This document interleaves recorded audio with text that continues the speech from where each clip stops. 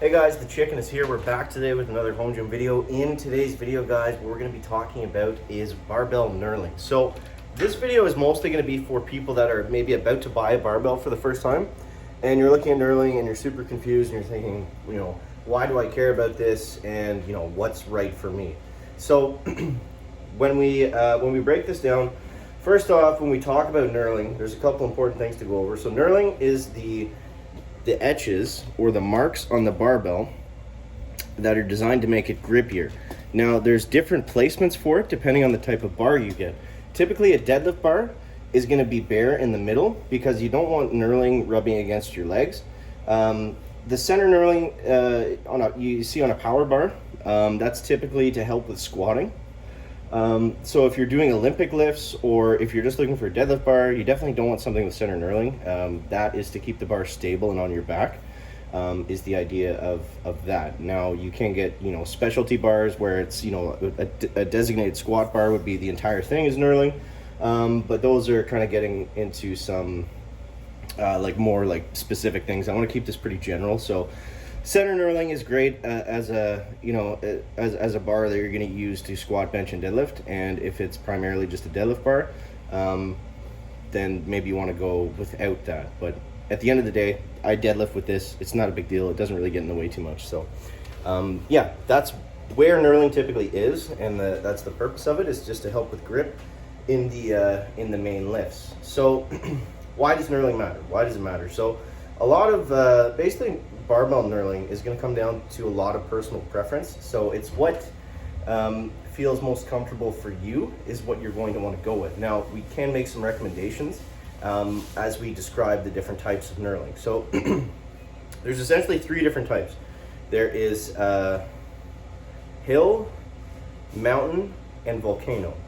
So hill knurling is considered the most passive. It's basically not very sharp, although it still adds some grip benefits. And that's going to be more for someone that's, starting out. Maybe their hands aren't as chewed up as much from normal knurling, and it's just, it bugs their skin. So typically, as you lift for longer periods of time and as you start to lift more weight, that's when you're really going to benefit or probably prefer a more aggressive knurling. So hill is more passive, typically more for beginners. The next one, mountain, is actually what I have here. That's kind of what I prefer, I would say. So mountain is basically, if you look at the knurling on a microscopic level, I don't know how well my camera's gonna be able to pick this up, but I'll try to show you as best I can. Okay, let's move this back here. So when you look at the knurling marks, so essentially hill is it's kind of a rounded off etch. Mountain is going to be, it comes to a point, but the point itself is kind of dug out, so it still digs in your hand, but it's not necessarily sharp. Volcano is the one where it comes to a point. So if you guys saw my recent video on Rogue's new super aggressive aggro bars, those are all volcano style knurling. So they're very sharp, very, digs in your hand very, very easily. But yeah, so there's different types and different things to consider. So basically, I'll bring this back over here now. Whoa. Basically, to sum it up,